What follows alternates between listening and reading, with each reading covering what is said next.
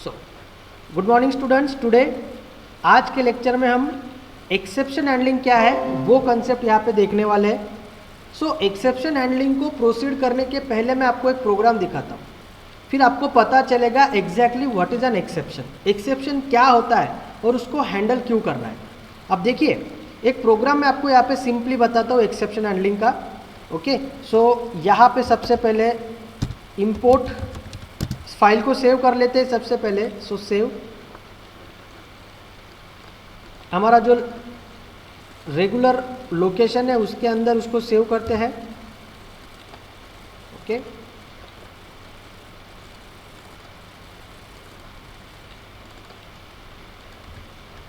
exe उसको नाम दे दिया मैंने exe.java। सो इंपोर्ट java.util.star, ठीक है।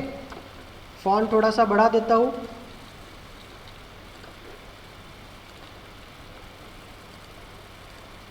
ओके, नाउ यहाँ पे एक मैं क्लास लिख रहा हूँ, class exe public static wide main string args। Okay, यहाँ पे दो वेरिएबल में लेता हूँ, integer a comma integer b। Okay, अब इसके बाद यूज़र से मुझे मैसेज रीड करने हैं। तो यूज़र से अगर मुझे मैसेज रीड करना है तो I have to create the object of scanner class. So scanner input is equal to new scanner and in that bracket system dot in. Now user को मैसेज देंगे system dot out dot println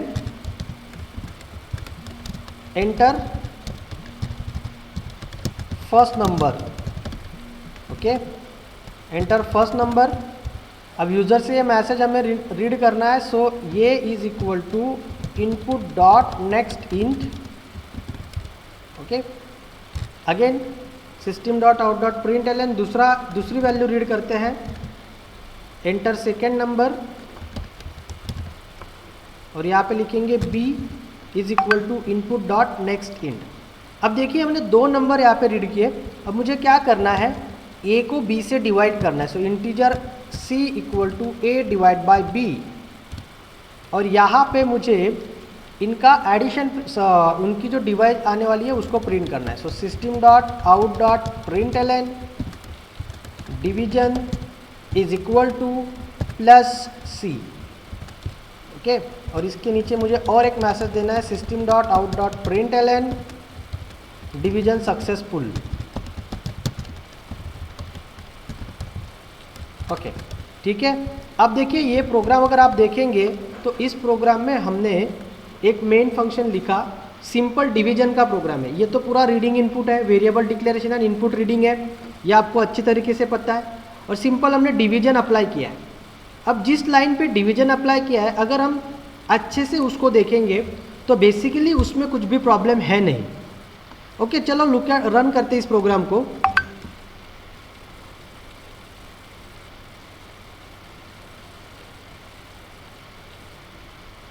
okay, it will take few seconds. Okay, there is a error, expected identifier integer a। हाँ, ये दो बार लिखने की ज़रूरत है नहीं हमें, इंटीजर a कॉमा b ऐसा लिख सकते हैं।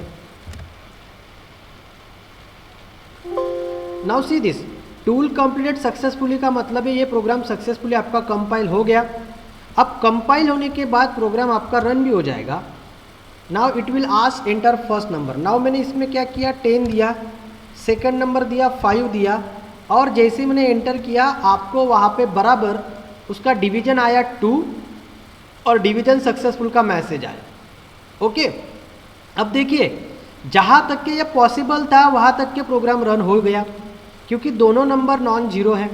बट सपोज, अब देखिए अभी मैं क्या करता हूँ, इसको आपको कंसेप्ट प्रॉपरली समझ में आ जाएगा। Again I am going to run it. मैंने पहला नंबर 10 दिया, but now look at the second number that is 0, और हमने वहाँ पे अटेम्प्ट क्या किया है, first number is divide by second number.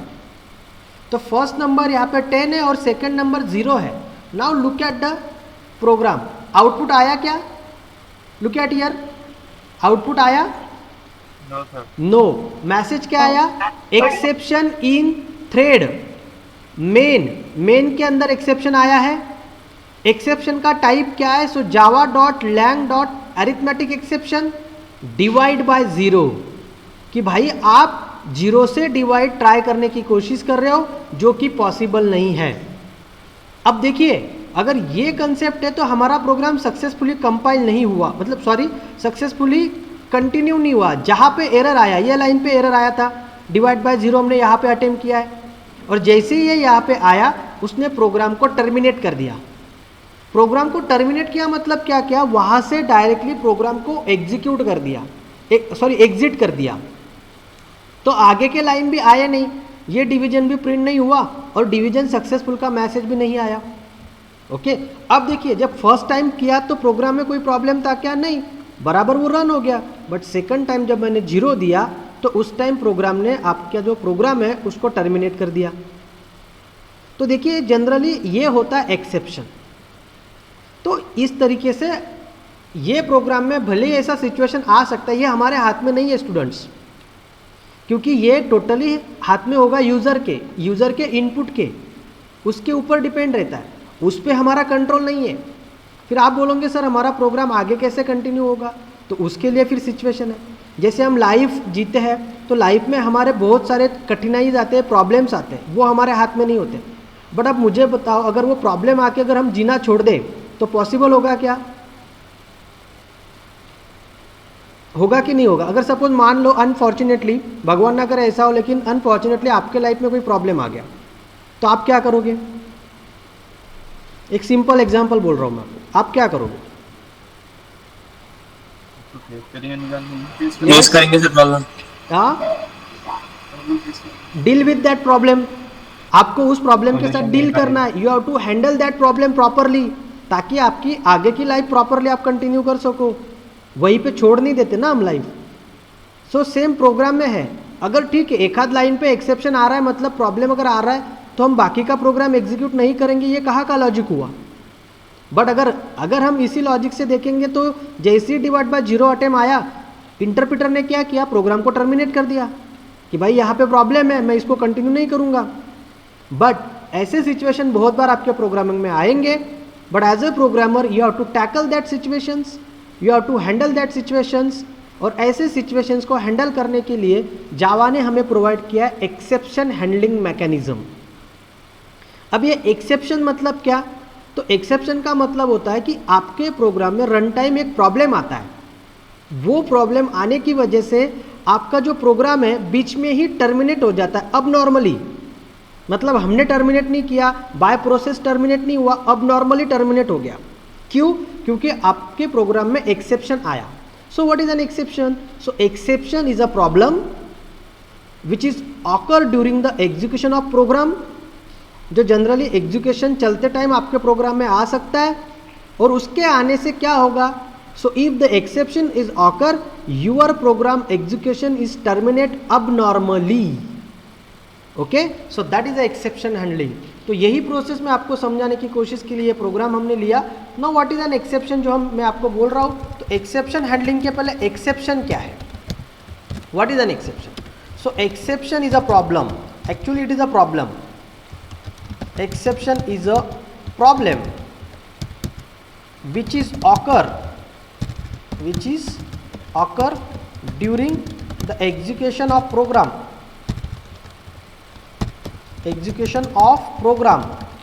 and due to this the execution of program terminate abnormally. Okay, so that is the definition of exception. अगर आपको पूछा गया व्हाट इज एन एक्सेप्शन, तो ये आपको बताते आना चाहिए। ओके, सो एक्सेप्शन इस तरीके से वहाँ पे आता है। एंड ये आपका प्रोग्राम सक्सेसफुली रन कंपाइल हो गया था, लेकिन जब हमने रन किया तो जब हमने इनपुट दिया तो due to the wrong input आपके प्रोग्राम में एक्सेप्शन आया। तो ये कहाँ पे आएगा, कैसे आएगा, ये आपको थिंक करना पड़ेगा, सोचना पड़ेगा एज अ प्रोग्रामर। और फिर ऐसे सिचुएशन लाइफ में आ सकते हैं। एक सिंपल में बात आपको बताता हूँ, हम मेडिकल क्लेम लेते हैं। क्यों लेते हैं हम मेडिकल क्लेम, मेडिकल पॉलिसी हम क्यों लेते हैं? क्योंकि हमें पता है कि हमारे लाइफ में कभी ना कभी ऐसा सिचुएशन आ सकता है कि हमें हॉस्पिटलाइज होना पड़े। फिर उस टाइम अगर हमारे पास पैसे नहीं रहे तो हमें प्रॉब्लम हो सकता है। तो हम वहाँ पे एक तरीके से हमारा जो एक्सपेंसेस है उसको सिक्योर कर रहे हैं, हम उस प्रॉब्लम को टैकल कर रहे हैं। वैसे ही आपको ये प्रोग्राम लिखते टाइम ऐसा सोचना पड़ेगा कि प्रोग्राम में मे बी एक्सेप्शन आ सकता है, तो as a programmer you have to handle that exception. Okay, so ये जो प्रोग्राम है इसको आपको हैंडल करना है।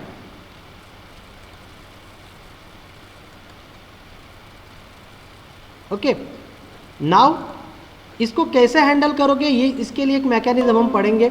सो अभी एक्सेप्शन बता दिया मैंने कि एक्सेप्शंस क्या हो रहा है, किस तरीके से आपके प्रोग्राम में आ रहा है, उससे क्या होता है, आपका प्रोग्राम का एग्जीक्यूशन बीच में ही टर्मिनेट हो जाता है, अब नॉर्मली टर्मिनेट हो जाता है। Now what is an exception handling. अब ये एक्सेप्शन को हैंडलिंग कैसे करना है आपको। So exception handling is a mechanism, एक ऐसा मैकेनिज्म है to handle the exception, to handle the exception. Okay, exception हम हैंडल क्यों करेंगे। So it is a mechanism to handle the exception and so your execution of program, execution of program will be continued. Okay, ठीक है, exception आया ना, ठीक है, कोई प्रॉब्लम नहीं, ये हमारे हाथ में नहीं था, वो आ गया, ठीक है, उसका एरर मैसेज दिखा के आपका एग्जीक्यूशन कंटिन्यू करना है हमें। So that is a mechanism, एक एक्सेप्शन हैंडलिंग मैकेनिज्म है। So it is a exception handling mechanism to handle the exception, so your execution of program will be continued and not terminate abnormally. वो आखिरी तक जाना चाहिए, बीच में terminate नहीं होना चाहिए, नॉट टर्मिनेट अबनॉर्मली। ठीक है, तो ये होता है एक्सेप्शन हैंडलिंग मैकेनिज्म। अब एक्सेप्शन हैंडलिंग मैकेनिज्म किस तरीके से यूज होता है उसको प्रैक्टिकली हम देखते हैं। So look at here. So यहाँ पे जो डेफिनेशन मैंने बोला वही है कि exception is a problem that arises during the execution of program. और उससे होता क्या है फिर कि जब एक्सेप्शन आता है तो हमारे प्रोग्राम का जो नॉर्मल फ्लो होता है वो इंटरप्ट हो जाता है, बीच में ही टर्मिनेट हो जाता है। Now see this exception handling mechanism. So exception handling mechanism एक ऐसा मैकेनिज्म है जो ये इस तरीके से जो एरर आते हैं उनको हैंडल कर सकते हैं, ताकि हमारा जो प्रोग्राम का नॉर्मल फ्लो है उसको हम कंटिन्यू कर सके, उसको मेंटेन कर सके, बीच में प्रोग्राम टर्मिनेट नहीं होना चाहिए। तो एक्सेप्शन हैंडलिंग मतलब क्या है, तो वहाँ पे एक एक्सेप्शन नाम का एक क्लास है which is belong to throwable package. Okay, और थ्रोएबल किस पैकेज से रिलेटेड है, सी दिस java.lang, इसीलिए मैंने बोला ये डिफ़ॉल्ट पैकेज होता है java.lang। उसके बाद एक ऑब्जेक्ट उसके अंदर है, उसके बाद थ्रोएबल, और थ्रोएबल का अंदर फिर एक्सेप्शन है, फिर एक्सेप्शन के अंदर यहाँ पे रन टाइम एक्सेप्शन है। सो ठीक है, अब चलते हैं कि एक्सेप्शन को कैसे हैंडल करना है। See this is a mechanism, एक कंसेप्ट है कि किस तरीके से एक्सेप्शन हैंडल होता है। नाउ यहाँ पे दो ब्लॉक हमें लेना है प्रोग्राम के अंदर, एक होता है ट्राई ब्लॉक एंड एक होता है कैच ब्लॉक। ट्राई ब्लॉक के अंदर हम ऐसा कोड लिखेंगे जिसमें आपको लगता है कि सर यहाँ पे मे बी एक्सेप्शन आ सकता है। अभी व्हाट इज एन एक्सेप्शन ये पूछो मत, अभी मैंने वो क्लियर किया कि एक्सेप्शन क्या है। तो एक्सेप्शन यहाँ पे आ सकता है, अगर आपको ऐसा लग रहा है एज अ प्रोग्रामर, तो you have to write that code in the try block only. आपको वो कोड ट्राई ब्लॉक में लिखना है। अगर ट्राई ब्लॉक में वो लिखने के बाद अगर वहाँ से एक्सेप्शन आता है तो वहाँ से किस टाइप का एक्सेप्शन आया है उस टाइप का एक ऑब्जेक्ट वहाँ से थ्रो किया जाता है, उस टाइप का एक ऑब्जेक्ट वहाँ पे थ्रो किया जाता है। और वो ऑब्जेक्ट थ्रो होने के बाद उसको कैच करने के लिए आपके पास कैच ब्लॉक होना ज़रूरी है। तो यहाँ से जो एरर थ्रो हुआ वो एरर कैच ब्लॉक में वहाँ पे कैच किया जाता है और उस एरर मैसेज को आपको डिस्प्ले किया जाता है कि भाई यहाँ पे आपने जो भी किया है वो गलत है और उस तरीके से वो एरर वहाँ पे आया हुआ है। और फिर कैच ब्लॉक में वो एरर मैसेज डिस्प्ले करके कंपाइलर बाकी बचे स्टेटमेंट, आपका बाकी का जो प्रोग्राम है उसको कंटिन्यू करने लग जाता है। ठीक है, ठीक है, आपके लाइफ में एक प्रॉब्लम आया, उसने उसको हैंडल किया आपने और आपकी लाइफ आपने कंटिन्यू की, दैट्स इट। यही एक कंसेप्ट है। सो अगर एक्सेप्शन आता है तो उसको हैंडल करो और उसके लिए ट्राई ब्लॉक के लिए हमेशा एक कैच ब्लॉक होना ज़रूरी है। ये दोनों साथ में आएंगे, ट्राई आएगा तो कैच भी आएगा। सिर्फ ट्राई ब्लॉक लिख के चलेगा नहीं, क्योंकि ट्राई ब्लॉक सिर्फ एरर डिटेक्ट करेगा, बस उस एरर को डिटेक्ट करके हैंडल करने का काम है कैच ब्लॉक का। अगर वो वहाँ पे नहीं है तो हम हैंडल नहीं कर पाएंगे एरर। सो ये डिटेक्शन है, error detection means try block and error handling means catch block, that's it, ये आपको याद रखना है। अब चलते हैं एक एग्जाम्पल के ऊपर। इसका सिंटैक्स ऐसा नहीं है, ये सिर्फ समझाने के लिए मैंने आपको ब्लॉक्स में बोला। अब syntax, see this is a syntax. अब आपको ट्राई ब्लॉक लिखना है ट्राई कीवर्ड के साथ, ओपन ब्रैकेट क्लोजिंग ब्रैकेट, और उसके अंदर आपको कोडिंग लिखना है। और कैच ब्लॉक इस तरीके से एग्जैक्टली उसके नीचे कैच ब्लॉक आना चाहिए। ट्राई और कैच ब्लॉक के बीच में आपको कोई दूसरा स्टेटमेंट नहीं लिखना है। अगर आपने वो लिख दिया तो क्या हो जाएगा, ये दोनों का जो कॉम्बिनेशन है वो ब्रेक हो जाएगा और वो रूल्स के हिसाब से नहीं चलता है। You have to write catch block exactly after the try block. Okay, so catch block यहाँ पे आएगा और कैच ब्लॉक को एक पैरामीटर दिया जाता है। वो पैरामीटर होता है कि आपका किस टाइप का एक्सेप्शन आया है। जिस टाइप का एक्सेप्शन होगा उस टाइप का ऑब्जेक्ट यहाँ पे आएगा और फिर आप उसको यहाँ पे मैसेज देंगे और फिर आगे ये जो बची हुई लाइनें आपके प्रोग्राम के आगे की लाइन्स हैं, तो इसके नीचे आपको आगे का प्रोग्राम कंटिन्यू करना है। नाउ ये जो प्रोग्राम मैंने आपको डिवाइड बाय 0 का बताया, उसको भी हैंडल करके मैं बताता हूँ कि किस तरीके से हम उसको हैंडल करेंगे। Look at the program now. Okay, ये प्रोग्राम है, वही प्रोग्राम है, थोड़ा सा सिर्फ इसमें इनपुट मैंने नहीं लिया हुआ है। नाउ चेक करते ये जो प्रोग्राम हमने लिया है उसको किस तरीके से हैंडल करना है। यहाँ तक कि आपको पता था, यहाँ पे कुछ प्रॉब्लम नहीं आएगा। Just I right try keyword here and ये जो कोडिंग है ये यहाँ पे मैं लिख देता हूँ। ओके, ट्राई ब्लॉक के अंदर ये कोडिंग मैंने लिख दिया। मुझे लगता है कि यहाँ पे एरर आएगा और इसके एग्जैक्ट नीचे फिर मैं लिखता हूँ कैच।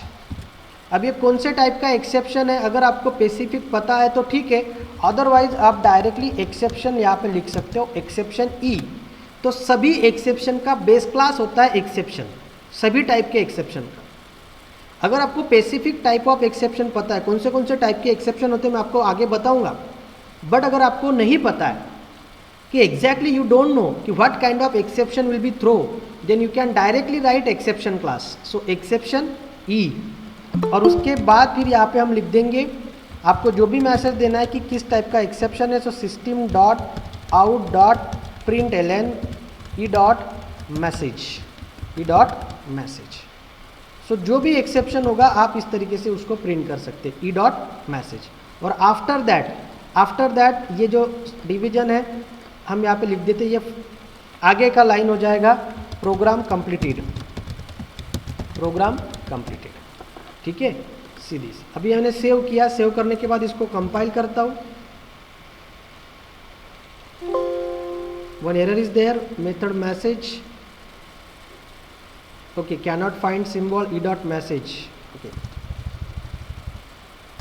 मैं डायरेक्टली मैसेज प्रिंट कर देता हूँ, डिवाइड बाय 0,